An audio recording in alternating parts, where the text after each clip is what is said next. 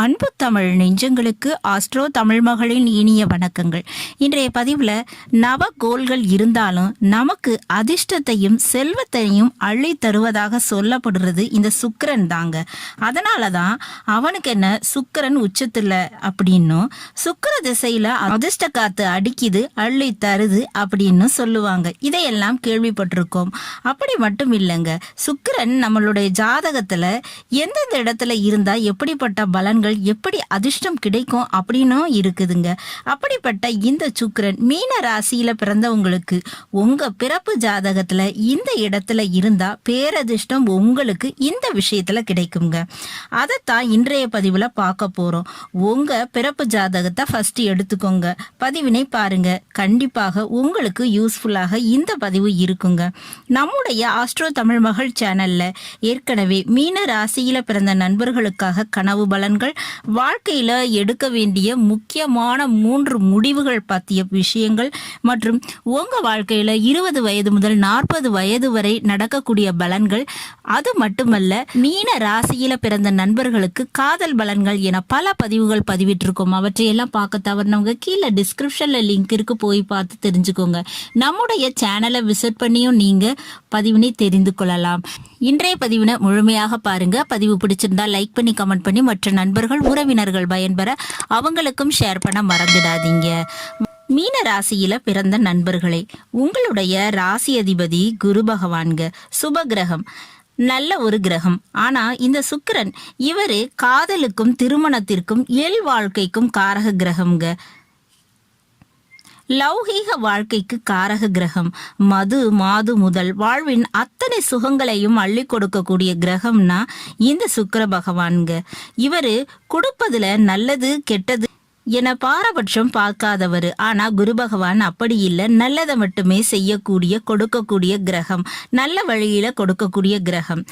இவரு உங்க ராசி அதிபதி. சரிங்க, இப்ப சுக்கிரன் உங்களுக்கு என்னெல்லாம் கொடுப்பார், எந்த விஷயத்துல கொடுப்பார், அதுவும் உங்க பிறப்பு ஜாதக அடிப்படையில பார்த்தோம்னா, உங்களுடைய பிறப்பு ஜாதக அடிப்படையில சுக்கிரன் உங்க ராசிக்கு 2ஆம் வீட்டுல, அதாவது மேஷ ராசியில இருந்தா நிச்சயமாக உங்களுடைய குடும்பத்துல காதல் திருமணம் அப்படின்ற விஷயம் உண்டுங்க. அது உங்களுக்கோ உங்களுடைய உடன் பிறந்த சகோதர சகோதரிக்கோ அல்லது உங்களுடைய பிள்ளைகளுக்கோ காதல் திருமணம் நடப்பதற்கு நிச்சயமா வாய்ப்பு இருக்குங்க. காரணம் இந்த 2ஆம் வீட்டுல சுக்கிரன் இருக்கிறது தான். அடுத்ததா வண்டி வாகனம், குறிப்பாக 2 வீலர் வண்டி வாகனம் அதிகமாக நீங்க வாங்குவீங்கங்க. அதுவும் உங்களுடைய சுய சம்பாத்தியத்துல வாங்குவதற்குரிய வாய்ப்புகள் இருக்கு. அடுத்ததா வண்டி வாகனம் மட்டும் இல்லைங்க, வீடு வாங்கக்கூடிய அதிர்ஷ்டமும் இருக்குங்க. அடுத்ததா பார்த்தோம்னா ரிஷபராசி, அதாவது இந்த 3ஆம் வீட்டுல சுக்கிர பகவான் இருந்தா கண்டிப்பாக உங்களுக்கு பெண் மூலமாக, அது தாயாக கூட இருக்கலாம், சகோதரியாக கூட இருக்கலாம், அல்லது உங்களுடைய வாழ்க்கை துணையாக கூட இருக்கலாம். அவங்க மூலமாக உங்களுடைய காரிய வெற்றி அப்படின்றது நடக்குங்க. அதிகமாக பயணங்கள், இடமாற்றம் இவையெல்லாம் இவங்க ரீதியாக ஏற்படுங்க. அடுத்ததாக இந்த சிம்ம ராசியில 6ஆம் வீட்டுல இந்த சுக்கிர பகவான் இருந்தா அது உத்தியோகஸ்தானம். அப்ப உங்களுடைய வேலையில ஒரு கவர்ச்சி தன்மை இருக்குங்க. வேலையில பெயர் புகழ் நிச்சயமாக உண்டு.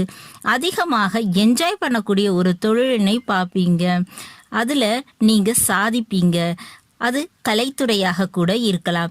ஆசைப்பட்ட வேலையை விருப்பமா செஞ்சு அதுல சம்பாதிப்பீங்க.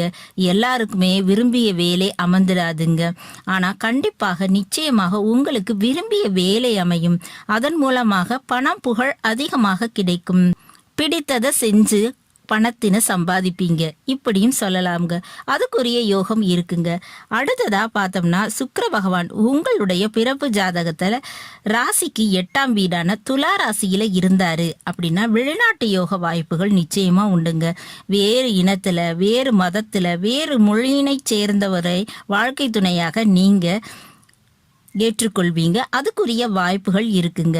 அடுத்தபடியா பார்த்தோம்னா தனுசு ராசியில உங்க ராசிக்கு 10ஆம் வீட்டுல இந்த சுக்கிரன் இருந்தாருன்னா உங்களுக்கு தொழில் ரீதியாக பேர் புகழ் கௌரவம் இது எல்லாமே கிடைக்குங்க. தொழில் ரீதியாக வண்டி வாகனம் வாங்கக்கூடிய அதிர்ஷ்டமும் இருக்குங்க. இறுதியாக மீன ராசி, அதாவது உங்க ராசியிலேயே சுக்கிர பகவான் இருக்காருன்னு வச்சுக்கோங்க. அது ரொம்பவே நல்லது. அது உச்ச சுக்கிரன். யாரும் எதிர்பாராத வகையில உங்களுக்கு வெள்ளி, தங்கம் என பூர்வீக சொத்து நகைகள் கிடைக்குங்க. பூர்வீக சொத்து கிடைக்கக்கூடிய அதிர்ஷ்டமும் இருக்கு, வாய்ப்புகளும் இருக்கு. வாழ்க்கை துணை வழியில, மாமியார் வீட்டு வழியில நீ எதிர்பாராத தனவரவு, பணவரவு, சொத்து வரவு என நிச்சயமா உங்களுக்கு கிடைக்குங்க. வண்டி வாகன சேர்க்கை, கலைத்துறை, ஆடம்பரமான பொருட்கள் என்ஜாய் பண்றது, இந்த மாதிரியான விஷயங்கள் உங்க வாழ்க்கையில நிச்சயமா இருக்கும். இவற்றை பயன்படுத்துவீங்க.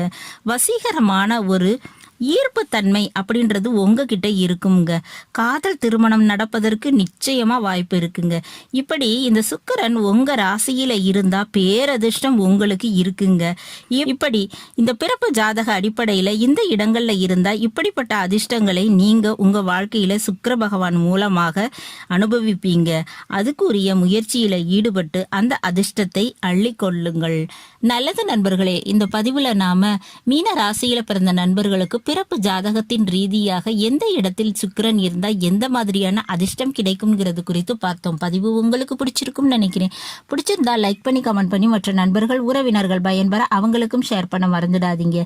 இதுவரை நம்முடைய ஆஸ்ட்ரோ தமிழ் மகள் சேனலை சப்ஸ்கிரைப் பண்ணாத நண்பர்கள் சப்ஸ்கிரைப் பண்ணி கூடவே தெரியல பெல் ஐகானை கிளிக் பண்ணி ஆல் ஆப்ஷன்ஸும் செலக்ட் பண்ணி வச்சுக்கோங்க.